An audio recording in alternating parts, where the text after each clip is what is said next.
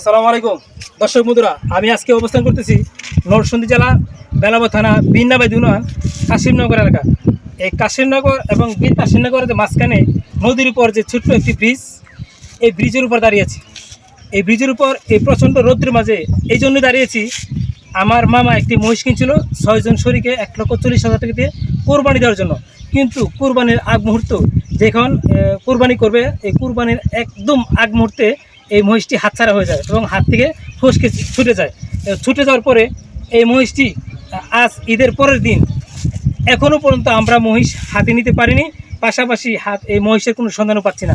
কেউ কেউ বলছে ওইদিকে যান, কেউ বলছে এদিকে যান, কেউ বলছে ওই বাড়িতে যান, কেউ বলছে নদীতে যান, কেউ বলছে খালে যান। আমরা বিভিন্ন জায়গায় বিভিন্নভাবে আমরা খোঁজাখুঁজি করতেছি, কিন্তু আমরা মহিষের কোনো সন্ধান পাচ্ছি না। এখন আমরা 6 জন শরিক সহ এমনকি স্বজন যারা আছে এবং প্রতিবেশী যারা আছেন অনেক কিন্তু হয়রান হচ্ছি এবং সবাই একদম নিখুঁতভাবে খুঁজতেছি, কিন্তু আমরা মহিষের কোনো সন্ধান পাচ্ছি না।